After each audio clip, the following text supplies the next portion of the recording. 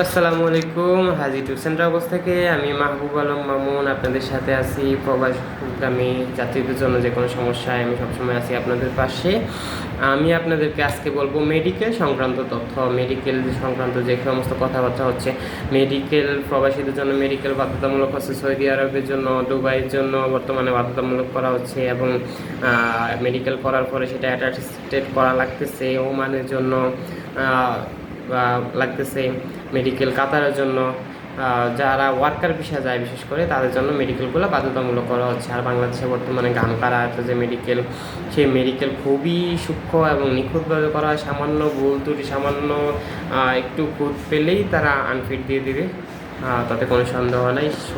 সেক্ষেত্রে আমি সবাইকে পরামর্শ দিব, যদি কেউ মেডিকেল করার প্রয়োজনীয়তা মনে করেন অথবা প্রয়োজন পড়ে, প্রত্যেককেই প্রথমে যে কোনো একটা গামকার আওতাধীন মেডিকেলে গিয়ে উইদাউট পাসপোর্ট ছাড়া আপনারা একটা ফ্রি টেস্ট মেডিকেল করাবেন। আপনার শরীরে কন্ডিশন দেখবেন, যদি দেখেন না আপনি 100% ঠিক আছেন, তাহলে মেডিকেলে যাবেন এবং পরে পাসপোর্ট দিয়ে আপনি ওই যেই দেশে যাবেন ওই দেশের নাম বলে আপনি আপনার মেডিকেলটা সম্পন্ন করবেন।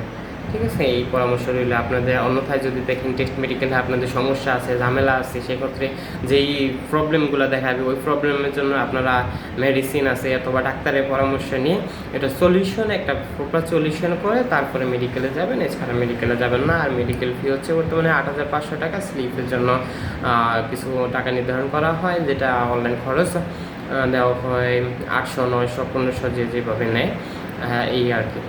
ঠিক আছে, সো এই হচ্ছে মেডিকেল সংক্রান্ত তথ্য। আর মেডিকেল একবার যদি আনফিট দিয়ে দেয়, একবার মেডিকেল যদি অনলাইন আনফিট দিয়ে দেয়, সেক্ষেত্রে আপনি দ্বিতীয়বার পাসপোর্ট চেঞ্জ করে, আগে পরিবর্তন করা যেত, আগে আপনি 2টা পাসপোর্ট পরিবর্তন করার পরে আপনার পাসপোর্টে নাম্বার থাকতো না, তখন আপনি আবার নতুন করে মেডিকেল ফিট করতে পারতেন। কিন্তু বর্তমানে মেডিকেলগুলো করা হয় এনআইডির উপর ভিত্তি করে। এনআইডি এবং মেডিকেল পাসপোর্ট কপি দুটোই থাকে। সো আপনি যদি পাসপোর্ট পরিবর্তনও করেন, আপনার মেডিকেল আনফিটটা থেকে যাবে অনলাইনে। সো সেক্ষেত্রে খুব সতর্কতা অবলম্বন করা উচিত। মেডিকেল সংক্রান্ত যে কোনো সমস্যা খুব সতর্কতা অবলম্বন করবেন প্রত্যেকে, আমি সেই পরামর্শ দিব। সুস্থ হয়ে সম্পূর্ণ তারপরে যাবেন মেডিকেলে, এছাড়া না। আর খুব সতর্ক থাকবেন। ঠিক আছে, আসসালামু আলাইকুম।